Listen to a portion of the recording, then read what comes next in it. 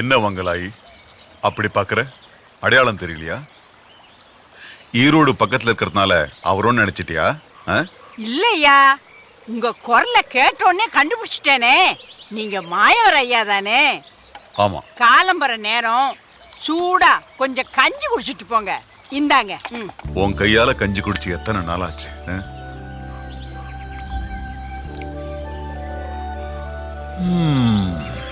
தேவாமிருதம் தேவாமிருதம். நல்லது. நான் மாரிகவுண்டன் பாளையம் போகணும். பார்க்கலாம்.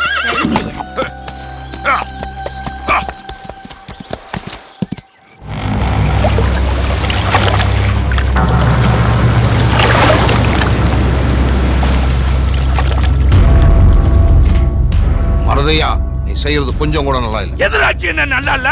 இந்த ஏரி இருக்கிற இடம் எனக்கு சொந்தமான பகுதி. இங்க இருக்கிற தண்ணி முழுவதும் எனக்கு தான் சொந்தம். தண்ணிங்கிறது பொது சொத்து. அதை உனக்கு மட்டும் சொந்தம்னு கொண்டாடுறது எந்த விதத்துல நியாயம்னு சொல்லு. காலங்காலமா இந்த ஏரி தண்ணியை வச்சுதான் இந்த விவசாயிகள் எல்லாம் சாகுபடி பண்றாங்க. இப்ப தண்ணியெல்லாம் நீ நிறுத்திக்கிட்டா பாவம் இவங்க என்ன பண்ணுவாங்க? ஏரியை திறந்து விட முடியாதுன்னா முடியாதுதான். உன்னால என்ன செய்ய முடியும் செஞ்சுக்க. நான் சொல்றது உனக்கு புரியல இல்ல? புரியல. புன்னரையும் சங்கரையும் வர சொல்லு.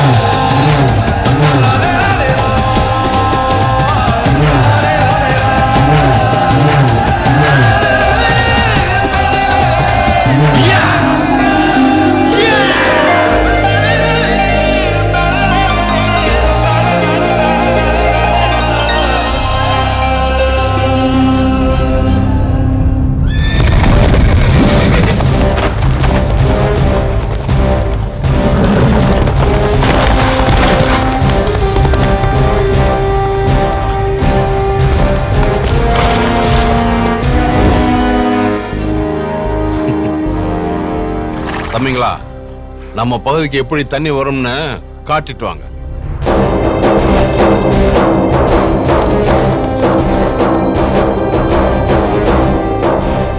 நான் ஊர் எல்லையை போய் சேர்றதுக்குள்ள இந்த ஏரி தண்ணி நம்ம ஊர் எல்லையை வந்து சேரும்.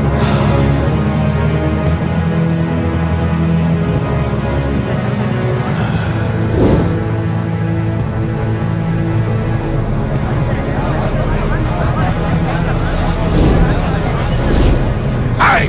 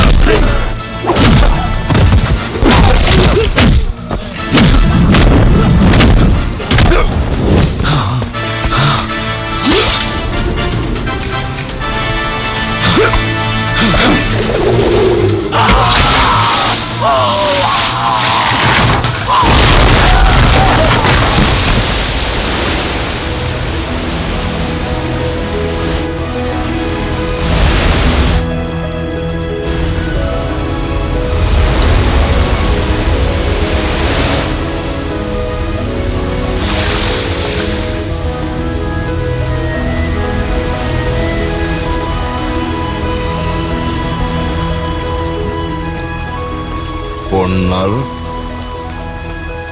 சங்கர்.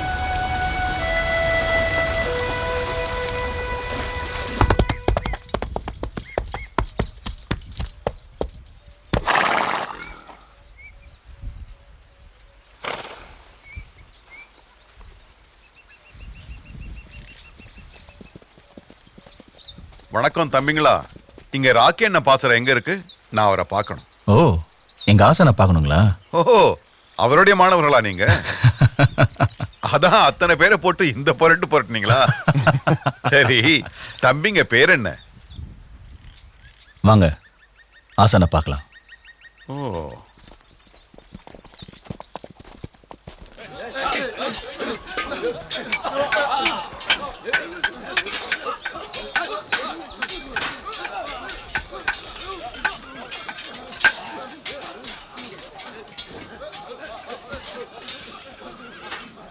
இதோ எங்க ஆசா. மாயவரே, வாங்க வாங்க.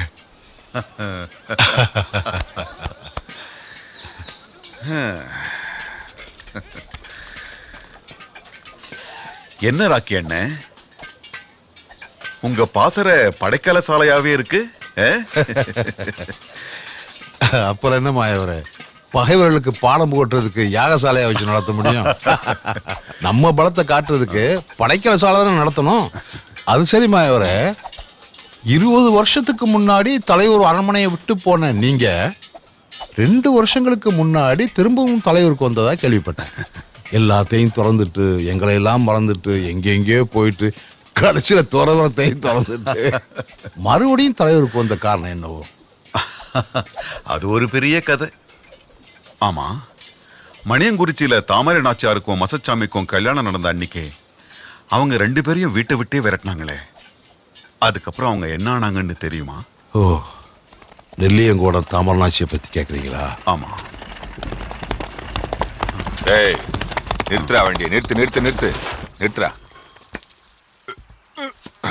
தாமரை நில்லு.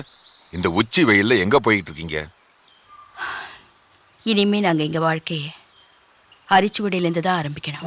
ஓ, வாழ்க்கை அரிச்சுவடியிலிருந்து படிக்க பள்ளிக்கூடம் கட்ட போறீங்களா? பள்ளிக்கூடம் கட்டுற அளவுக்கு கொஞ்சம் நிலம் கொடுங்க, அதுல சாகுபடி செஞ்சு நாங்க எங்களை காப்பாத்திக்கிறோம். வாழ்க்கை அரிச்சுவடிய படிக்க பள்ளிக்கூடம் எதுக்கு? பள்ளியார போதாதா? என்ன தாமரை, நான் சொல்றது சரிதானே? என்ன பேச்சு பேசுற? பெத்த தகப்பன பக்கத்துல வச்சிரு பேசுற பேச்சாது? என் தந்தைக்கு பிடிக்காத பேச்சா இருக்கலாம், ஆனா என் தாமரைக்கு விருப்பமான பேச்சு இல்லையா தாமரை? என்ன மௌனமா இருக்க? மௌனம் சம்மதத்துக்கு அறிகுறிங்கிறியா? ஆமா, என் மௌனம் இப்பவே உன் மரணத்துக்கு அறிகுறி.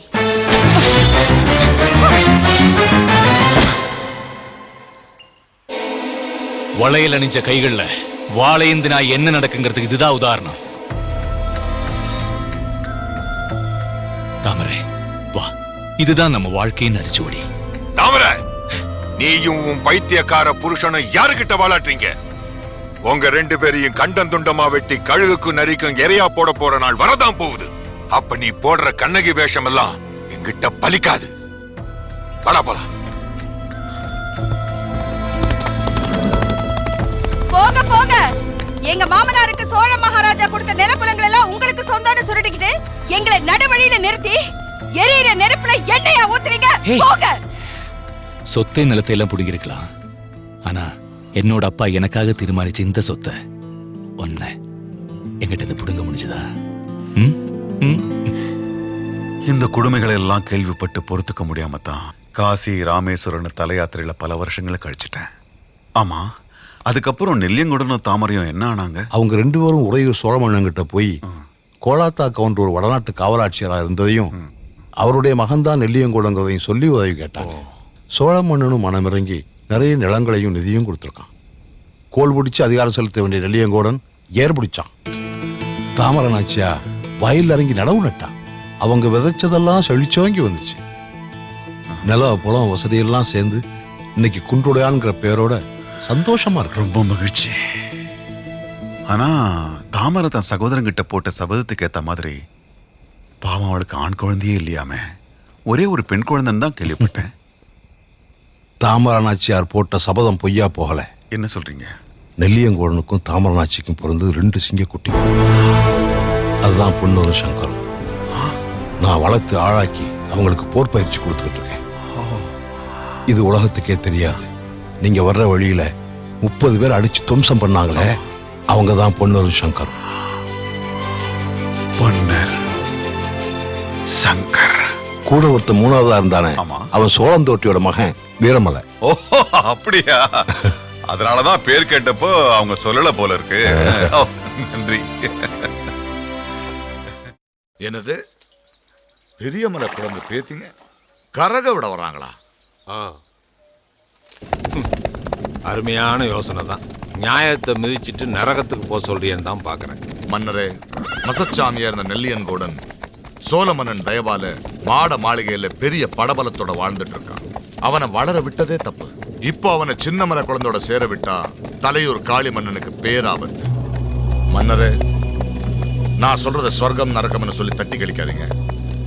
இதுதான் ராஜ யோசனை. ராஜதந்திர யோசனையில நியாயம் தர்மம் பார்க்க கூடாதுதான். அப்பா பராக்கிரமா மன்னா, மாந்தியப்பன் சொல்ற இந்த திட்டத்தை நிறைவேற்றிருவில்ல? நிறைவேற்றிடுவோம் மன்னா.